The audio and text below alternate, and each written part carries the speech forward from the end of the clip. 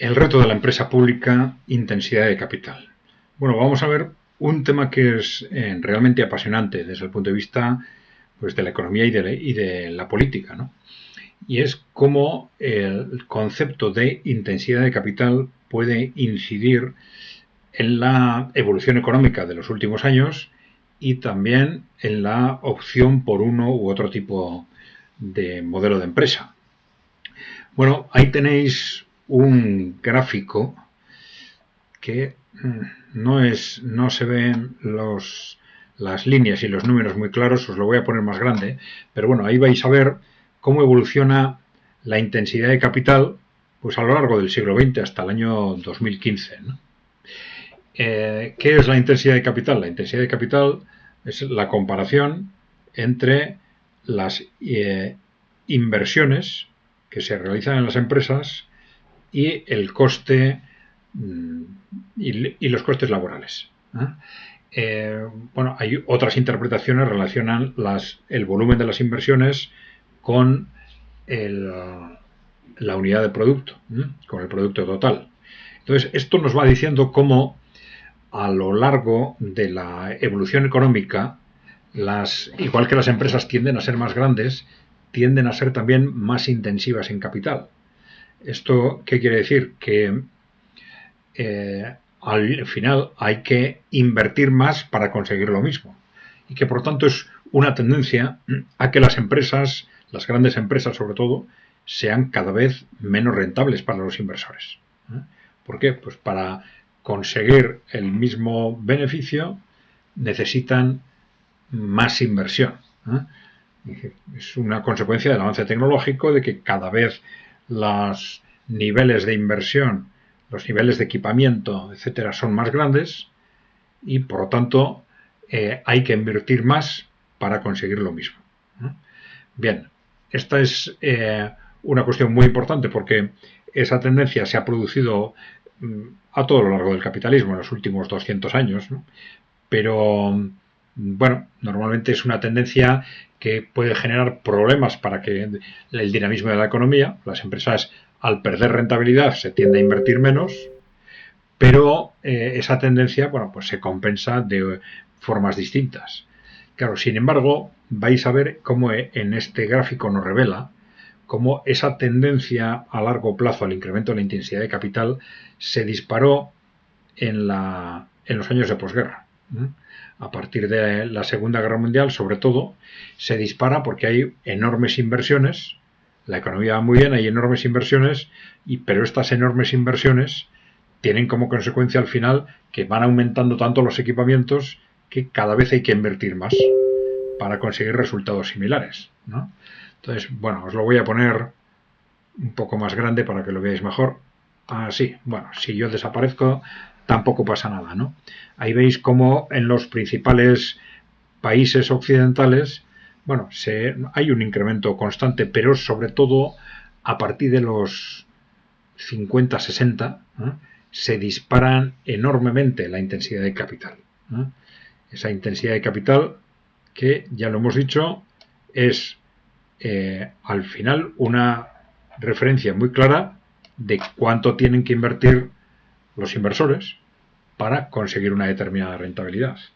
Cuanto mayor es la intensidad de capital, si todo lo demás permanece igual, pues esto tiende a ser cada vez mayor. Y por tanto, cada vez tengo que invertir más para conseguir lo mismo, cada vez menos rentabilidad y por lo tanto cada vez menos incentivo de los inversores, que es el motor fundamental de la economía de mercado capitalista, ¿no?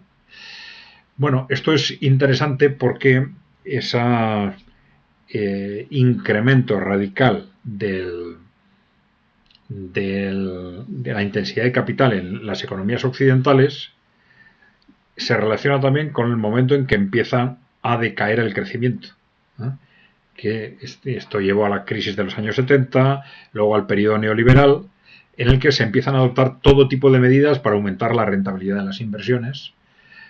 Pero bueno, hay distintas causas que se han puesto sobre la mesa para justificar por qué hay una caída estructural de la rentabilidad de esta dimensión, que además todavía no se ha recuperado. Esto es muy importante porque después de 40 años de neoliberalismo a pesar de todas las medidas adoptadas para incrementar la rentabilidad de las inversiones, no se ha conseguido de forma suficiente como para que las empresas inviertan significativamente. Claro, esto es muy importante porque cuadra bastante bien, primero, con lo que ha sucedido, por ejemplo, en los países emergentes. Claro, los países emergentes también tienen por ejemplo, en China, ¿no? A medida que avanza la economía, tiene un incremento sustancial de la intensidad de capital, por tanto, una caída también rápida de la rentabilidad de las inversiones, pero mantienen la inversión en los sectores estratégicos. ¿Cómo? Pues a través de empresas públicas. ¿Por qué? Porque las empresas públicas no se mueven de la misma forma.